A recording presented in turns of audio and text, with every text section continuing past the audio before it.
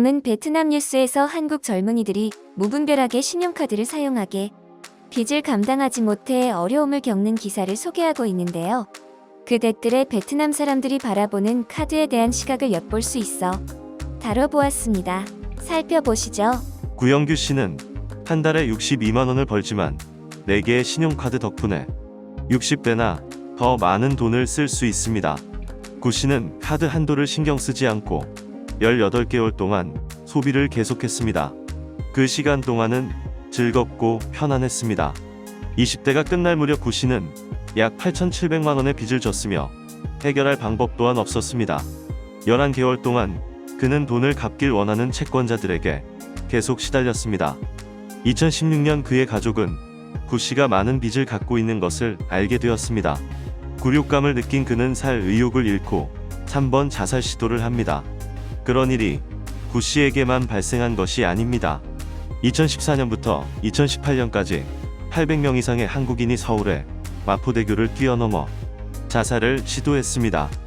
주된 이유는 빚을 감당할 수 없었기 때문입니다. 경제 강국에 살면서도 많은 한국인들은 큰 부채를 지고 있습니다. 한국은행에 따르면 2019년 9월까지 약 1.6조 원의 가계부채가 있으며 부채가 빠르게 증가한 반면 사람들의 소득은 그다지 증가하지 않았다고 합니다. 한국의 부채에는 대학급비, 자동차 및 주택 구입, 투자 및 신용카드 구매 등이 포함됩니다. 수년에 걸쳐 신용카드를 발행하는 회사의 수가 증가했으며 고객을 유치하기 위해 카드사는 카드 한도를 확장합니다. 부채를 갚을 수 없으면 파산으로 이어지고 파산율이 가장 높은 그룹은 20대에 속합니다. 한성대학교 김상봉 교수는 한국 젊은이들 중 일부는 실업자라 하더라도 계속 돈을 쓰면서 빚이 많다고 말합니다. 권도현 씨는 정규직을 구하기 위해 애쓰는 사람들 중 하나입니다. 여동생과 함께 살면서 한 달에 120만 원을 법니다. 권 씨는 대학학비를 빚지고 어머니 돈을 빚지고 여동생의 생계비를 내야 합니다. 그는 전혀 저축하지 못합니다. 그가 어머니에게서 돈을 빌린 이유는 도박에 중독되었었기 때문입니다. 이는 많은 한국 젊은이들에게 발생한 문제이기도 했습니다.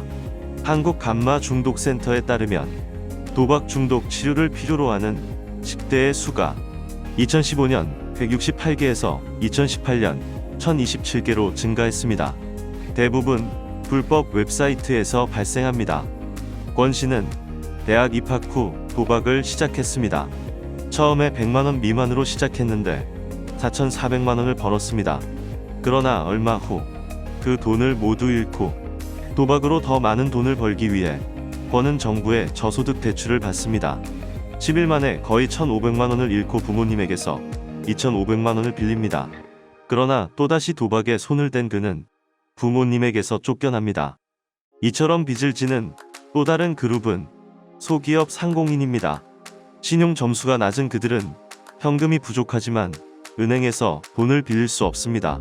그들은 높은 이자율을 가진 개인으로부터 돈을 빌려야 했고 이를 감당 못한 많은 이들은 파산에 빠지고 대출금을 상환하는 능력 또한 상실하고 맙니다. 이렇게 기사는 끝을 내고 있는데요. 댓글들을 살펴보시죠. 신용카드는 맛있고 중독적인 식사와 같습니다. 베트남에서도 많은 사람들이 신용카드 대출 및 할부로 고생하고 있습니다. 한국 바보 매력의 뒤에는 빚이 있습니다. 일본 단순하지만 뒤에는 풍부한 자산이 있습니다. 베트남 노인은 저축하고 젊은이들은 다른 한국 오빠와 경쟁합니다. 미국, 지출을 계속하고 나는 돈을 빌려주고 당신의 가정은 내 것이 될 것입니다. 당신의 구별은 극단적입니다. 일본에서도 마찬가지로 다른 곳과 별로 다르지 않습니다. 일본에서의 생활은 단순하지 않고 스트레스를 많이 줍니다. 이 기사는 한국인의 일부만을 볼 수 있습니다. 그런 결론에 대한 근거가 없다고 생각합니다. 일본 역시 완벽하지 않습니다. 일본에서는 수입이 약 400만 원이며 도쿄에 사는 것은 안정적이지 않습니다. 남동생이 그것에서 일하는데 5,000불을 벌지만 여전히 그에게 1년에 3, 4번을 지원해야 합니다. 한국 젊은이들은 시험을 치러야 한다는 압박을 받고 있으며 이는 실제 수업보다 이론을 공부하는데 더 바쁘다는 것을 의미합니다. 사회가 유혹으로 가득 차면 더욱 비참해집니다. 한국 젊은이들은 좋은 학위를 얻기 위해 열성적으로 공부하고 좋은 직장을 갖지 않으면 안 됩니다. 한국인 가족은 항상 딸 미용 성형 수술을 해주기 위해 고생합니다. 예쁘다. 한국 여자는 어휴 나 너무 못생겼어 라고 하는데 예쁘다. 나쁘지는 않지만 미용을 향한 길은 수술이 필요합니다. 대신 그들은 베트남에서 묘사하기 어려운 아름다운 피부를 갖고 있습니다. 그러나 그들은 단일 눈꺼풀이 아름답다며 쌍꺼풀이 있는 눈을 좋아한다는 사실을 인정하지 않습니다. 돈 버는데 너무 많은 돈을 쓰지 말고 소비하기 위해 빚을 지면 개인 재정이 매우 위험해집니다. 더 지속 가능한 경제 부양 솔루션으로 갈 수 있기를 바랍니다. 한국은 꿈과 같지 않습니다. 저는 현재 캐나다에 살고 있으며 모든 생활비는 신용카드를 사용합니다. 나도 이자를 지불할 필요는 없지만 정시에 지불하기 때문에 은행은 지출에 대해 매월 0.1%를 지불합니다.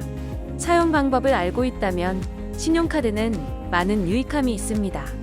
신용카드는 양날의 칼로 현명하게 사용할 수 있는 사람은 빚을 지지 않습니다. 베트남도 마찬가지입니다.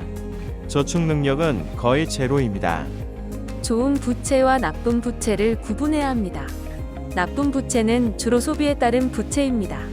그것은 매우 어리석은 일입니다. 그리고 투자에서 발생하는 이익이 부채에 대한 이자보다 좋다면 빌리는데 주저할 필요는 없습니다. 틀린 부채는 대부분 큰 부채입니다. 좋은 부채 개념이 없습니다. 신용카드가 아니라 잘못 사용한 것입니다. 카드는 플라스틱 조각일 뿐입니다. 각자는 자신의 행동에 책임을 져야 합니다. 총은 유죄가 아니며 총을 가진 사람의 잘못입니다. 신용카드와 동일합니다. 후 감사합니다. 나는 고향인 베트남을 좋아합니다. 이상 댓글들 반응을 살펴봤는데요. 대부분 신용카드의 문제를 지적하기보다는 현명하게 사용하는 것이 중요하다는 의견이 많네요. 그러나 일부 한국이나 일본에 대한 편중된 의식이 보이는 부분도 있습니다. 이상 슬기로운 베트남 생활이었습니다. 구독과 좋아요는 저에게 큰 힘이 됩니다. 감사합니다.